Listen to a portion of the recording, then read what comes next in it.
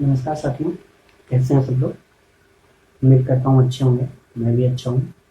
और जिस प्रकार से देश में बीमारी का माहौल है, कोरोना है, तो सब लोग घर पे रहें, सुरक्षित रहें, हर तरह से चीज़ों को अवॉइड करें या जितना अच्छे से हो सकता है अपने आप को बचा के रखें। आज से हम गणित शुरू करेंगे और गणित शुरू करने से पहले मैं थोड़ा सा गणित का इतिहास बताऊंगा। गणित कहाँ से शुरू हुई, कैसे क्या हुआ, धीरे धीरे क्या होता गया। इसके बाद हम आज संख्या का सामान्य परिचय बताएंगे और बाकी चीज़ें हम अगले दिन से प्रॉपर डिस्कस करेंगे। ठीक है। तो जो गणित की शुरुआत हुई प्रॉपर तरीके से लेख में, तो महर्षि भास्कराचार्य से हुई। महर्षि भास्कराचार्य कहते हैं, महर्षि भास्कराचार्य ने गणित की सबसे पहली पुस्तक लीलावती लिखी। कौन सी पुस्तक लिखी? लीलावती। ठीक है। ये गणित की सर्वप्रथम पुस्तक है और पूरे विश्व का गणित इसी पुस्तक से बना हुआ है। पूरे विश्व का गणित इस लीलावती पुस्तक से बनाया गया है। ये लीलावती पुस्तक क्या है इसके बारे में बता दें। भास्कराचार्य की एक पुत्री थी जिसका नाम था लीलावती। ठीक है। वो भास्कराचार्य उनको गणित पढ़ाते थे और उस जितना पढ़ाते थे उतना वो एक वट वृक्ष के पत्ते पर लिख देते थे। वट वृक्ष का पत्ता मतलब बरगद के पत्ते पे लिखते थे। तो जब उसको पढ़ाते गए, पत्ते इकट्ठा होते गए तो एक अच्छा सा कलेक्शन बन गया। और उस कलेक्शन का जब उनके शिष्यों ने कहा, गुरुजी इसका क्या करें, तो उन्होंने कहा, हमने जो बेटी को पढ़ाया है वही सारी चीजें हैं, तो इसको बेटी के नाम से ही प्रकाशित किया जाएगा। तो उन पत्तों को उन्होंने लीलावती पुस्तक ही नाम दे दिया। तो वहां से लीलावती पुस्तक आनी आरंभ हुई। इसके बाद लीलावती के बारे में और बात कर लें। लीलावती इतनी कुशाग्र बुद्धि की थी, इतनी शार्प बुद्धि की थी कि वो पेड़ के पत्ते तक गिन सकती थी। ठीक है।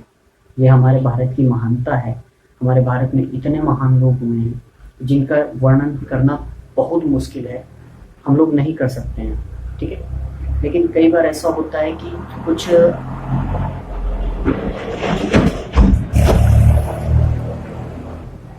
अराजक तत्वों की वजह से हमारे देश के इतिहास को या हमारे देश के जो धरोहरें हैं, जो हमारी वैज्ञानिक की खोजें थी, उनको दबाने का प्रयास किया गया या उनमें फेर बदलाव करने का प्रयास किया गया था। ये बात सभी को पता है, इतिहास भी इन बातों को स्वीकार करता है। ठीक है। अब इसके बाद भास्कराचार्य ने सबसे पहले पुस्तक लिखी लीलावती। ठीक। अब इसके बाद बात करते हैं त्रिकोणमिति कहाँ से आई।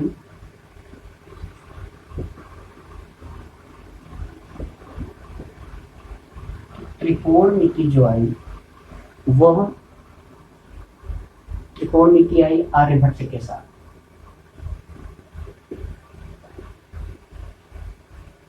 जैसे ही आर्यभट्ट ने जीरो की खोज की, त्रिकोणमिति बनना शुरू हो गई और त्रिकोणमिति शुरू हो गई आर्यभट्ट के जीरो के साथ।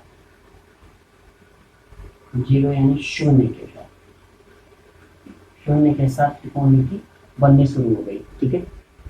अब पाइथागोरस प्रमेय की बात कर लें। लोग कहते हैं पाइथागोरस प्रमेय उससे पहले नहीं थी, पाइथागोरस से पहले नहीं थी, पाइथागोरस आए तभी ये प्रमेय को बताया गया। लेकिन हमारे वेद शास्त्र पुराण कहते हैं कि पाइथागोरस प्रमेय अपने देश में, भारत के गुरुकुलों में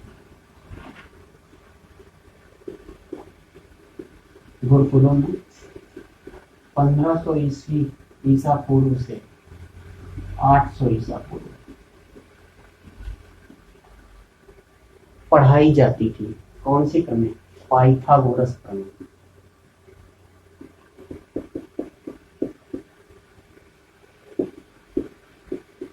और उस समय इस प्रमेय को बोधायन प्रमेय के नाम से जानते थे।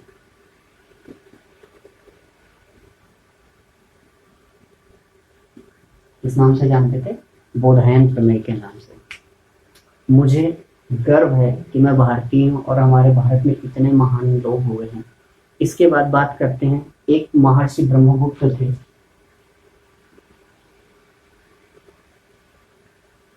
महर्षि ब्रह्मगुप्त ने क्या किया? इन्होंने जोड़ घटाओ, गुणा, भाग, इसके बाद बीजगणित संक्रियाएं, बीजगणितीय संक्रियाएं महर्षि ब्रह्मगुप्त ने बताई थी। ठीक है, तो हमारे देश में इसके साथ ही इन्होंने वर्गमूल और घनमूल की संक्रियाएं भी बताई थी। वर्गमूल, घनमूल, इसकी संक्रियाएं भी महर्षि ब्रह्मगुप्त ने ही बताई। तो हमारे देश ने वो सारी चीजें तब इकट्ठी कर ली थी जब हमारे पास पढ़ने के लिए प्रॉपर साधन नहीं थे। बच्चे गुरुकुलों में पढ़ते थे और जमीन में बैठ के पढ़ते थे। गुरु का स्थान पिता या माता से भी ऊंचा होता था, तभी हमारा देश महान था। आज के समय में तो संस्कृति आप भी देख रहे हो, हम भी देख रहे हैं, कहने या बताने की जरूरत नहीं है कहाँ पे क्या हो रहा है क्या नहीं हो रहा है। ठीक है, तो इसीलिए कहते हैं अगर भारत अपनी संस्कृति पे रहा तो फिर से महान होगा। लेकिन पाश्चात्य शिक्षा और मॉडर्निटी, ठीक है, जो ये आधुनिकता आती जा रही है, ये कहीं ना कहीं हमें हमारी संस्कृति से दूर कर रही है। चलिए, वो अलग अपना विषय है।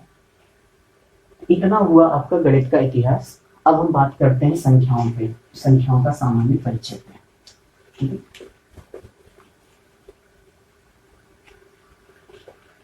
संख्याओं के सामान्य परिचय पे चर्चा करते हैं। तो संख्याएं कितने प्रकार की होती हैं? संख्याओं को सबसे पहले, संख्या जो होती है, संख्या यानी नंबर, नंबर को हम दो प्रकार से बांटते हैं। सबसे एक होती है वास्तविक संख्या और दूसरी होती है काल्पनिक संख्या। ये क्या होती हैं अभी डिस्कस करेंगे। पहले चार्ट देख लेते हैं थोड़ा सा। वास्तविक संख्या, इसको रियल नंबर बोलते हैं और इसको इमेजिनरी नंबर बोलते हैं। ठीक है, वास्तविक संख्या को भी दो भागों में बांटा गया, परिमेय संख्या, अपरिमेय संख्या।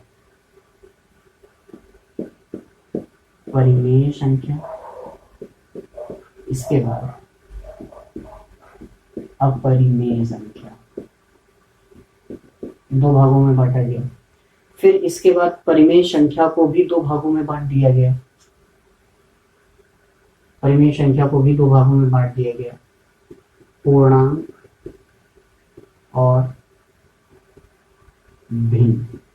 ठीक है, अब पूर्णांक और भिन्न ये दो भागों में बटे। इसके बाद इसको भी दो भागों में बांटा गया, एक प्राकृतिक संख्या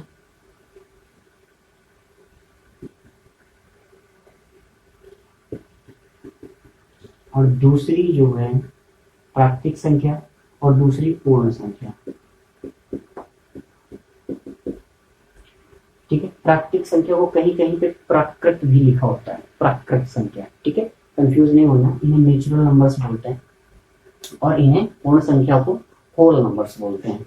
इसी प्रकार पूर्णांक को इंटीजर्स बोलते हैं और भिन्न को फ्रैक्शन बोलते हैं। ठीक है, अब प्राकृतिक संख्या को भी बांटा गया पांच भागों में। प्राकृतिक संख्या को पांच भागों में बांटा गया, सम संख्या, विषम संख्या,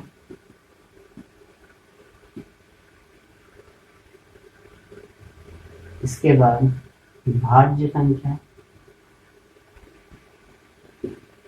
अभाज्य संख्या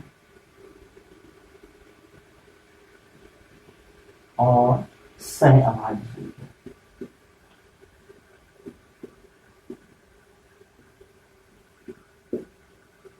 सह अभाज्य संख्या। ठीक है, ये संख्याओं का चार्ट है। ठीक, अब इनकी परिभाषा की बात कर लेते हैं या ये देख लेते हैं कि ये होती क्या है। वास्तविक संख्या की बात करें तो सभी परिमेय अपरिमेय संख्याओं का समुच्चय वास्तविक संख्या होता है। सभी प्रकार की परिमेय अपरिमेय संख्याओं का समुच्चय वास्तविक संख्या होता है। जैसे जैसे आपका वास्तविक संख्या में जीरो भी शामिल कर सकते हैं, निगेटिव भी शामिल कर सकते हैं, पॉजिटिव भी शामिल कर सकते हैं, इसके बाद आपका पाई भी शामिल कर सकते हैं, p/q भी शामिल कर सकते हैं। ये सभी आपकी प्राकृतिक संख्याएं, सॉरी वास्तविक संख्याएं। ठीक है, ये सभी आपकी वास्तविक संख्याएं। काल्पनिक संख्याएं, काल्पनिक संख्याएं वे संख्याएं होती हैं